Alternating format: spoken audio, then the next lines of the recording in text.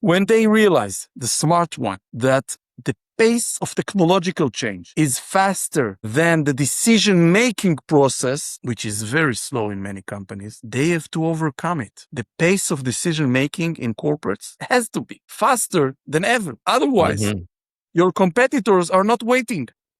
Welcome to Vlad on Leadership, interviews with technical leaders and operators about the leadership questions AI makes more difficult. I'm your host, Vlad Moskovsky. I coach senior technical leaders and founders who are excellent at the job that's keeping them stuck.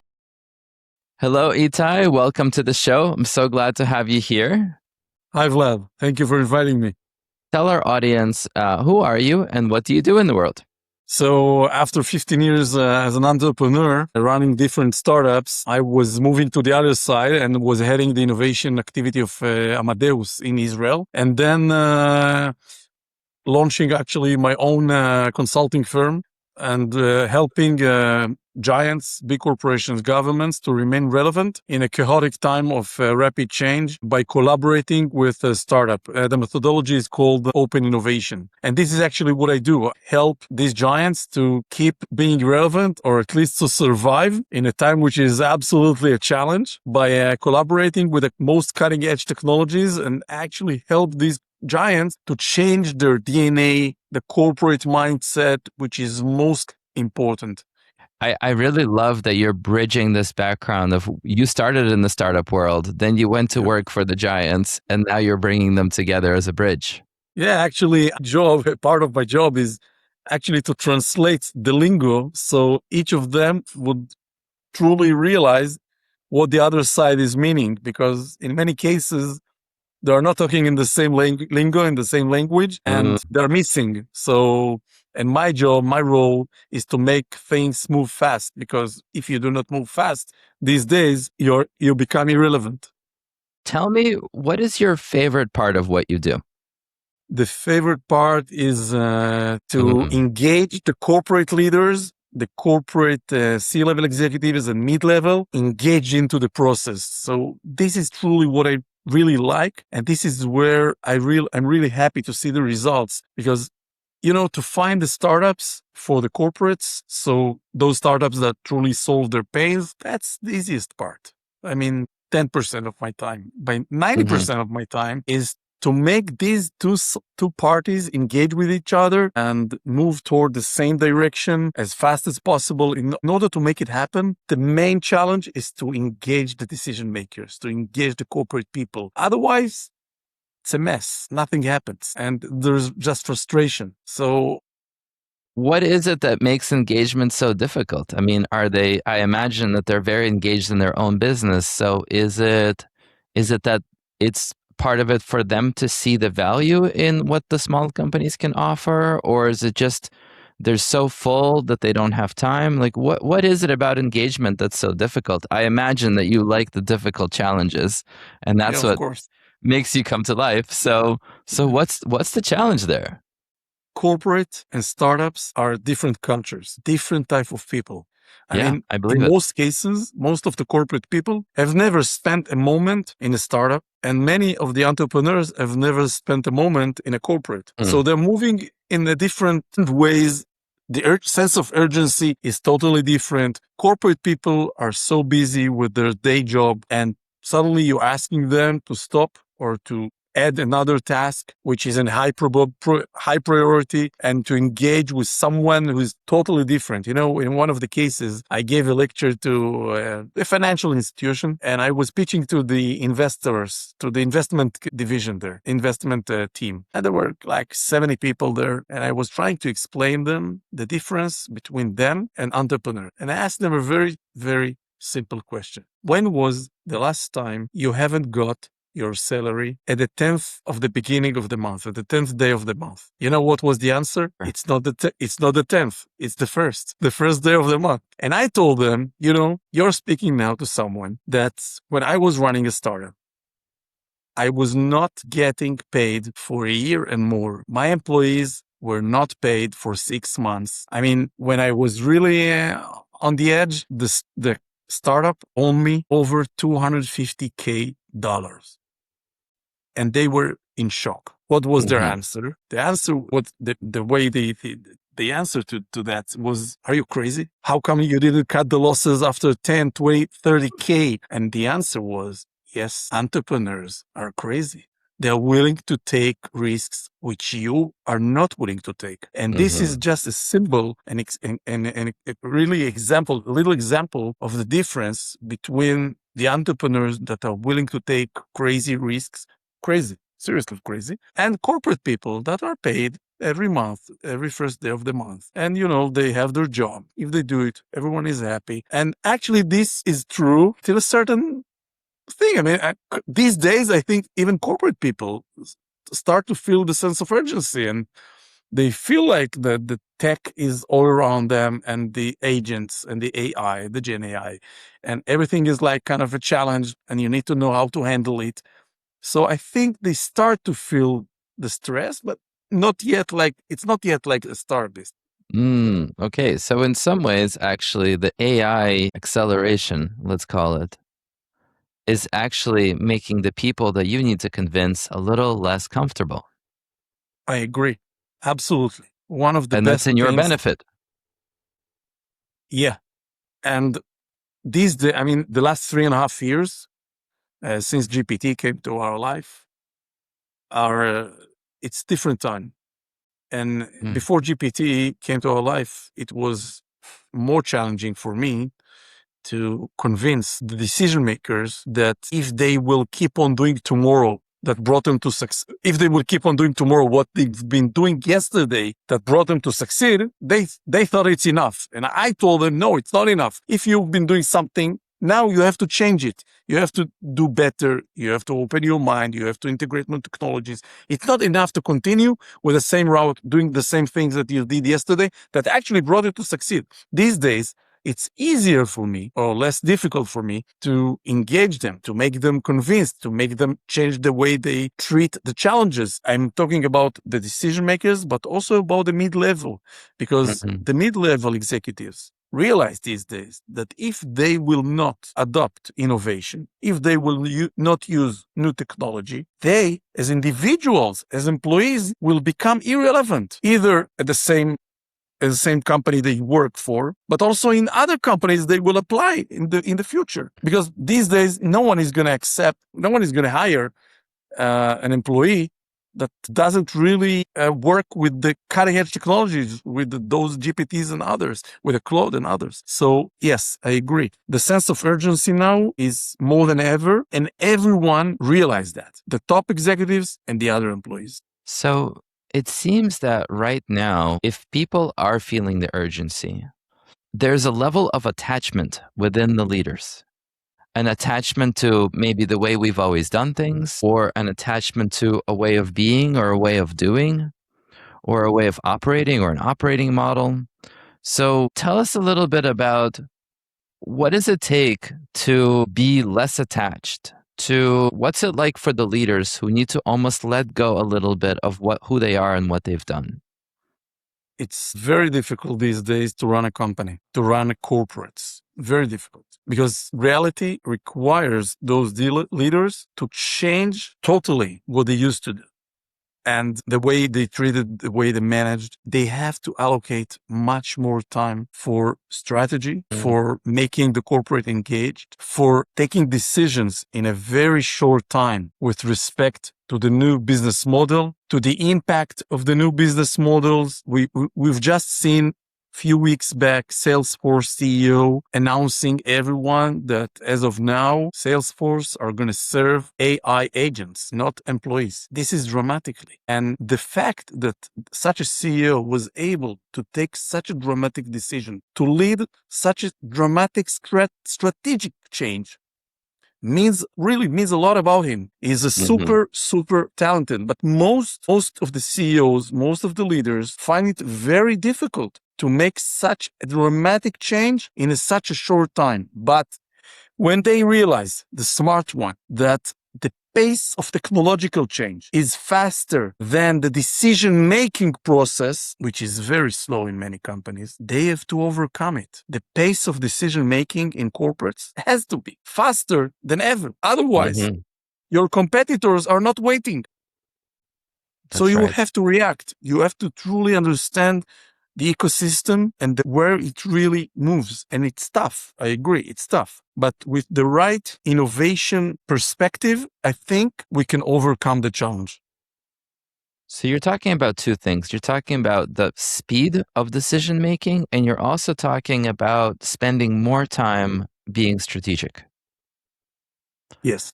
I find that the companies that I advise and the people that I coach, both of those things become important. One of them, I feel that I've got a pretty good handle around. The other, I do not. So I want to compare notes to see how you do it with your clients. So for me, the decision making, speed of decision making is a harder one to solve. The one for strategic is getting people to shift and change what they pay attention to. So most people in companies are fighting fires, they're being reactive. And we need to shift them into being more proactive and more strategic. So there has to be some sort of delegation or reprioritization that has to happen. And the decision-making one, increasing the speed of decisions, that's a tough one. In large corporations, I mean, I've worked in several large corporations. I've worked at Kaiser, 250,000 people, healthcare company, highly regulated. And I've worked at Accenture, 700,000 people. And both of those companies, speed of decision making was, well, Kaiser was very, very slow. Accenture was faster, but still much slower than most small or startups. So how do you get people to increase speed of decision making? And it seems that for strategy, you actually have to slow down. So it's like one is speeding up, the other is slowing down. How do you do that? What are some of your systems or tricks? So I tell them the truth. The sense of urgency is beyond imagination. Every morning we wake up with something new. And when they realize, and I have my own way, my own methodology, my own lectures, the way I deliver the messages and show them what surrounds them, I'm always telling them that the ecosystem and the pace of technological change around them in the ecosystem could be a threat or an opportunity. And the way not to be surprised, which is most important, is based on the understanding that they know what's going on around them. They can't be in a position to be surprised by a new technology or by a competitor that is adopting a new technology or by an entrepreneur that is currently building something in the garage and in a few weeks could threaten their future. I mean, these days, and you know that, with technology, which is an enabler, it's not an obstacle anymore.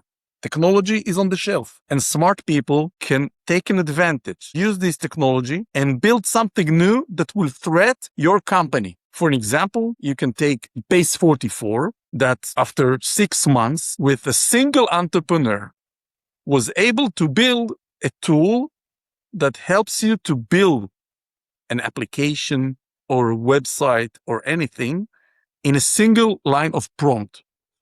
So this company, with a single entrepreneur, after 6 months, with raising $0, was able to threaten the position of companies like Wix and others that allows us to build websites. So suddenly you don't need anyone. You don't need a designer. You don't need Wix. You don't need anyone. And you have a website. Wix was smart enough to buy this company in a very fast time, in a very fast decision making, very fast process. And companies have no other option. And when I show my clients what surrounds them, what is the threat, what is the opportunity, what competitors can do when they adopt new technology before my client does, they understand. I mean, C-level are not stupid. You just need to show them reality. In some cases, and you mentioned Accenture, McKinsey, BCG, are all full with the smartest people around the world, right? I mean, analysts and consultants within McKinsey and the like are really smart. But there is one area they cannot help the decision makers, the boards and the CEOs and the C-level. One area, innovation. And the reason is that all those consultants, which are super smart, are relying on open data, on data that is available on databases, on what they find on Google and GPT, but innovation, the really cutting edge technology is not online. It's currently developed in the garage by two or one entrepreneur, two entrepreneurs maybe, and you are not familiar with it. And one day you'll be surprised. And McKinsey have no clue about them. With open innovation methodology, if you do it right, you will not be surprised. Why? Because the entrepreneurs, when they are learning the market and they are building the new tool, the new technology, they will knock on the corporate door and would ask for advice, for feedback from the corporate people. And at that moment, you are familiar with the most cutting edge technology. In a world where AI gives us more data than ever, the leaders who stand out are the ones who also listen to their body's intelligence. That's why I've created a free somatic intelligence toolkit with practical exercises and use cases. Grab your free toolkit below. Now back to our conversation. That is not online, they don't have website yet, they're in stealth mode, below the radar, and this is the moment where a great innovation leader should be. This is the position where entrepreneurs are knocking on your door before they do so on your competitors, and they are asking for your advice, for your feedback. This is the best position. It is by far cheaper than hiring McKinsey or Accenture or others, and this is really where they get the most of the value. And I see that all the time. You have to engage as a corporate with the ecosystem in order not to be surprised. The price of surprise might be the end of your business. So your approach is to give them the reality, which maybe they somewhere along the lines know, but you hammer it in so that they feel it. Yes. And you know what is one of the most problematic issues that leads us to this way that these leaders find difficult to take decisions? The board. Their bonuses are based on P&L. The board incentivizes them for short-term period. This is a disaster. It's the nature of most corporations. And these boards should change the way they incentivize the executives. They should incentivize them not only for P&L, because P&L at the end of the day is this quarter, the next quarter, the third quarter, but the board is in charge of the future of the company, of the years to come, of the 5 years to come, of the decade. And when you're incentivizing an executives only for short-term results, you're not in the right dialogue with the ecosystem and with reality and with a threat. You should incentivize the leaders to run pilots with as many pilots as possible with the ecosystem, to try, to fail, of course, also to fail. But you know, when you do that in the right way, you have some failures, but if in some cases, even one win is the whole difference between living to dying for the corporate. So Itai, let's say the scenario is you come in, you give this presentation, you say, this is a life or death situation you're in right now. You could be surprised. There could be someone, one or two entrepreneurs that are waiting to take away a bunch of your business. And the executives get it. In that moment, they have a wake-up call. And they say, oh my God, Itai, you are right. We need to be not surprised. We need to be listening more. We need to be sensing to what's happening in the ecosystem. And then they're slow, or they're resistant, or maybe there's some structures such as board or whatever else is in place. So then what happens? What's the best scenario and the worst case scenario? So I'll tell you about the process that really brings great value. Once they realize and they agree with what you've just said, what we do is that I meet all the VPs, the chairman and the CEO, meet each of them for half an hour to an hour. I gather the 3 most relevant challenges for the year to come from each and every department. And I meet them, I get the challenges. After a week or 2, I get back to them with a list to each and everyone, with a list of solutions, technological solutions, in most cases startups, that I think are relevant to their challenges, to solve their pains. They rank each and every one of the solutions between 0 and 10, 1 and 10, the level of interest. 10 is the most relevant one, 0 is not relevant. And then I take the 10 startups, the 10 solutions they show the highest interest in, and we set a meeting 1 day long, an innovation bootcamp. Starts, of course, who is coming? The VP and the 10 people that are reporting to the VP. And it starts with a 1 hour to 2 hours lecture of mine where I show them what surrounds them, the threat, the opportunity, and provide them with concrete tools how to truly succeed engaging with startups, with third parties like startups, and then getting into the room, startups, the 10 startups, they ranked as the most relevant ones, one after the other, 30 minutes each, 10-minute speech, 20 minutes Q&A, where all the people in the room are asking questions in order to explore the opportunity, the possibility of a pilot. Mhm. And at the end of this day, after they heard about the ecosystem threat and opportunity, got tools, met startups that are relevant to their challenges, they selected them. They selected the challenges. They selected the startups. They are engaged. At the end of the day, they have to take one decision with which out of the 10 startups they want to proceed to a second meeting. And after hundreds of bootcamps alike, you know, with how many startups they want to proceed to a second meeting? Too many. 7. It's not too 7. many. They proceed to a second meeting. They bring the legal department, the CISO, the procurement, everyone, the legal, of course. And then at the end of the funnel, they end up with 2 pilots, which converts to 1 integration. When you do that across the company with all the divisions, you change the DNA of the company in few months' time. And you integrate new technologies, cutting edge technologies, and your people are prioritizing differently working with startups because they truly understand after this process the sense of urgency. They are engaged. They got tools how to do it right based on a lot of experience of hundreds of corporates. And then you can really succeed, at least to survive. Because I agree, we are living in a crazy time, for sure. But hopefully also to beat your competitors, not only to survive. I love this process. Everything about it makes a lot of sense to me, from the prioritization to the selection to the pilots to then the integration. It seems that there's a lot of places where the process could break down, or there, you mentioned failure, actually. You know, it's inevitable that there will be some failure. Being an entrepreneur and a startup founder, high likelihood of failure. Product market fit, all kinds of things can go wrong, right? Yes. So what happens if there's a failure? How do the large companies react to that?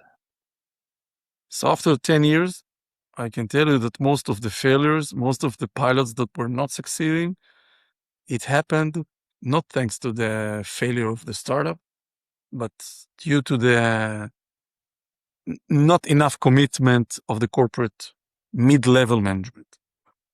So this is where, I mean, if the people are not engaged, the mid-level, nothing is going to happen. You know, things are going to be take so long. So the startup would lose an interest in working with a company, would cross the road and work with a competitor. This is what happened. I can tell you that after a decade of running open innovation in so many corporates around the world, the number of startups that failed to deliver was maybe in 5% of the cases. In 95% of the cases where it failed, it was due to the zero commitment from mid-level. And the reason that it's so little with, due to the startup is because when you choose entrepreneurs to work with, it's important to choose those that you can truly rely on. Background check. You have to talk to people that they've been working with. You have to learn about their cash flow situation. You have to talk to their investors, maybe to some clients of them, to truly see whether you can trust them or not, because a corporate and a startup are getting married. This engagement is like getting married. It's not like a supplier. A startup is not a supplier for the corporate. It's a partner. And when you are choosing a partner, either your wife or my wife, or you're choosing a girlfriend or a boyfriend, it's the same. You have to know who are you about to engage with. So you have to invest. And I invest a lot of time in that, in minimizing the risk, because I would like to minimize the risk. It's important to minimize the risk. Of course, there are going to be failures, and we need to learn from failures.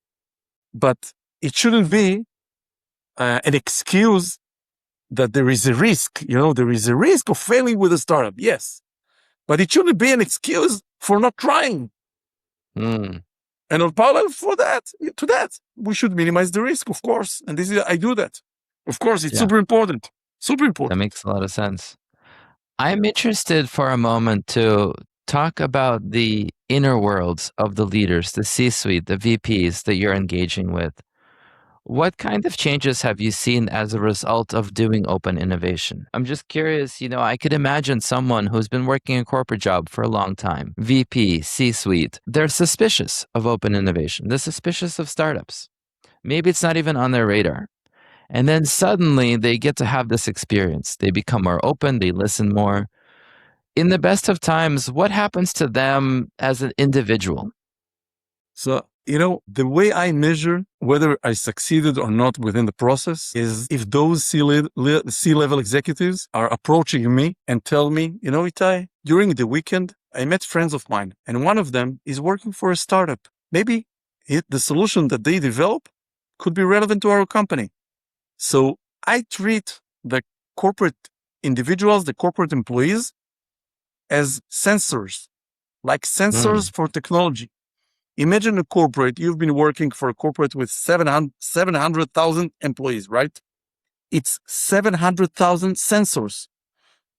People that are engaging with others, maybe with the neighbors, maybe with another parent from the class of your kid, of the kindergarten. Maybe you met someone out there. Maybe you met someone during the weekend on a cafe or in the bar, and they told you, yes, I'm working for this and this startup. Before the process, maybe you wouldn't even ask what this startup is doing. But now, when there is a sense of urgency in your own corporate, and you have to keep your seat as well, your position as well, you would ask that friend, what are you doing?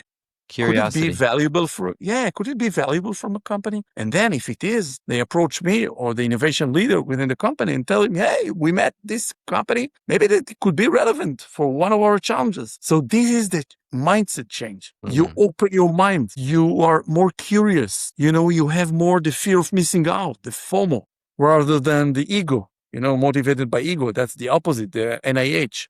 They're not invented here. So this is really important to have these kind of people, and the process, the open innovation process, make the more people in the company to be more open-minded, which is very, very important. And also modest, because we need to know that we don't know everything. We don't know everything. And in order to succeed, we need to work with others that know more than we do. This is very important. The only way to overcome these days is by collaboration, by partnership. I like both of those mindset shifts, curiosity and modesty. If you were to give a lecture or give a talk or give some advice to people who are listening to this podcast that are sitting in positions of leadership in large companies, what mindset shifts besides curiosity and humility do you think they need to adopt to survive and maybe even thrive in this world that's moving faster than ever? I think they have to nominate someone. First of all, they have to take the innovation into much closer to them. I mean, they have to be more involved in the innovation work around in the company. They have to be more involved, and because innovation is always top down, so they have to lead it. They have to be the one to lead innovation. This is one thing. The other thing, they have to choose one out of their people to be in charge of the innovation. And the one is one that works within this company. They don't need to hire someone from external, from outside of the company. They have to promote someone that knows the company very well, the best project manager in the company with the best people skill. These are the characteristic of the one that can truly run the innovation. And when this one is getting the support from the leaders, a true support, I think that things would move faster in the right direction. And I can tell you that they can not only integrate new technologies in order to survive, but with open innovation, they can also do a lot of money, make a lot of money. How? Once a pilot is a success, it means that the startup solved the corporate pain. It means it solved the same pain for thousands of companies alike around the world. This is the moment also to invest. So my recommendation is not only to enjoy, to become a venture client of those startups, it's also to invest in those that solved your pain. Because the pilot phase is the best due diligence an investor can imagine. And they have this strength. This is really different from VCs or from other investors because they are domain experts. They know what solves their pain. So I think this is really the thing. I mean, invest more time into innovation, bring the right one to the right position as innovation leader, and allocate time and attention to this leader of innovation and truly work with this one and be involved. And once the employees would see that the CEO is into it, everyone would follow. And I think that there are a number of great examples, including Salesforce, I believe, that has a venture arm to what they do. I think they do this quite well. So this approach of becoming a partner, having the right person in the company be the innovation leader, and then investing. But those CVCs, in too many cases, are investing in startups that they haven't tested, that they haven't run a pilot with. I would recommend to split the investments. Some investment could be super strategic. But if it's in your business, try it first. Run a pilot, 3 months. Mm-hmm. After 3 months, you reduce the risk dramatically. And this way, the return on the investment is going to be by far higher. So that's my recommendation. And it's not a lot of money because when you invest in early stage, it's $500,000, 1 million, 2 million. It's not big numbers for giants. It's really small. Itai, I want to talk about speed. So a lot of what we've been talking about is the speed at which AI and all of these technologies are accelerating. The thing that I see, to be honest with you, is that speed is also degrading people's attention. It's creating mental strain and stress. It's in some instances creating mental health issues as well. How do we, as beings with nervous systems and brains that are not used to this level of acceleration and change, what's your opinion on this? First of all, I agree. I mean, I see the stress on decision makers, on other employees in the companies. The situation is stressful. I mean, there is a reason for that. And I think one of the ways to balance the stress is by allowing employees also to work remotely. Corporates allowed employees to do so during the COVID time. And unfortunately, you see, it's different these days. I think the work-life balance is super important because it allows the employees also to think, not only to work, not only to be in stress. And you always need to be in a position that you have time for yourself to think, because once you think, the company would enjoy that. The stress is not something which is good for anyone, not for the individual, not for the company. And I think this is very important. And I agree, life is super stressed, but work-life balance is important. And I hope more and more corporates would allow their employees also to stop for a moment, look around, not just walking. When you are in stress and you're running too fast, you can't see what happens around you. And in many cases, it's very important. We just talked about it since the beginning, actually, of the podcast. It's very important to realize what surrounds you. So encourage your employees to go to conferences, to go to meetups, to participate in events, to engage with others, to change ideas. It's very important. And this is a little bit more relaxed than the day-to-day only in front of computer, fighting with your colleagues. It's different, of course. And we are living in a very tough time. I mean, we can't ignore reality. The pace is really insane, but we can do nothing about it. That's the Yeah. pace. We should get used to that. And alongside that, you see many companies are firing employees or laying off employees due to the AI. But I'm optimistic. I tell you the reason I'm optimistic is because what we've been learning during decades back is that once there is a crisis and people are laid off or fired from they start new ventures, they build new startups, they understand what are the challenges, they go to the garage, they build something new, and they build the next unicorns and the next technology revolution. So I think that we're living in a very important time for that. During this time, those talented entrepreneurs, people that have just been fired, are building the next open AI. I agree with you. I think So, we're living in a time where creativity is the most important skill. Innovation, creativity. and execution. I do, however, think that there has to be something fundamentally that needs to change in society. And that is we've built a society around productivity. You are only worth as much as you can produce. And for me, one of the most positive things about AI is that it produces much more, much faster than any one of us can do. And so my hope is that in society, we start to shift the conversation from production, that you are a producer of something. And that's how we measure, do we value Itai or Vlad or not, is how much can they produce, to something else. And I don't know what that something else is yet.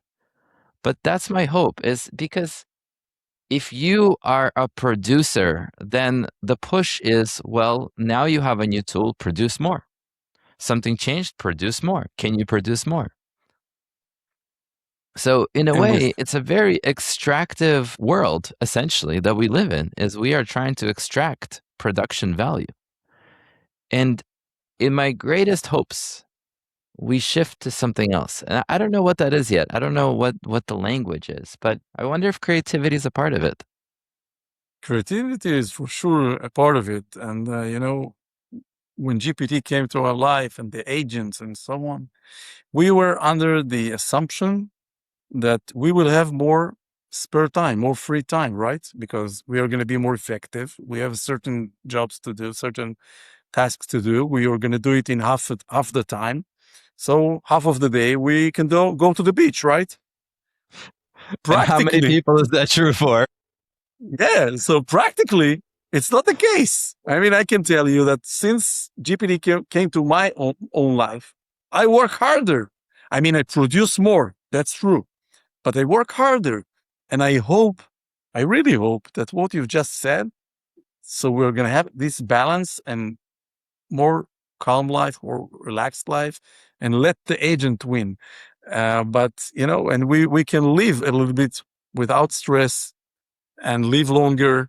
But the nature of the human being is, once you have spare time, you think about the next innovation, about the next entrepreneurship, about the next big thing. That's the nature. But I truly hope that, we are going to have also time for ourselves, to develop ourselves, not only work. Yeah, this is something that I've had a lot of success helping CEOs of companies shift from a mindset of I'm doing this because of stress and fear, moving from that mindset to I'm doing this because this is exciting to create. And obviously, money and pressure and competition and lots of other things are big factors in this.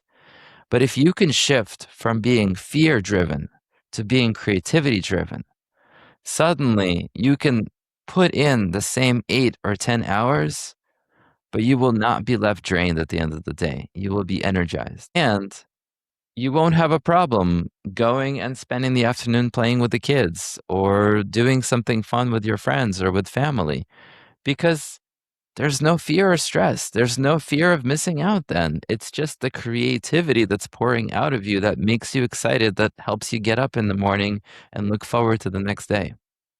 I really hope we're going to live in such a world. But currently, unfortunately, we are all stressed. Most We are all in people are fear. not living. We are all in fear, truly fear to lose our job, fear to lose revenues, to lose profit. I mean, But I'll tell you that that's reality. That is an internal shift that every person can choose to make. And it's difficult for CEOs. And if you can do it, it's amazing. This is very difficult, what I'm talking about. But if they're able to do it, and I've helped a couple of people do this, I'll tell you, life-changing. I agree, for sure. Because they might be doing the same job, but they're completely different people doing it. I agree. If you can do that, it's a miracle. It's truly magic. So let's go make miracles happen. Sure. We always try. Thank you, Itai. Thank you, Vlad. Thank you very much. It's a pleasure. Mine. Thank you. Thank you for inviting me. Absolutely.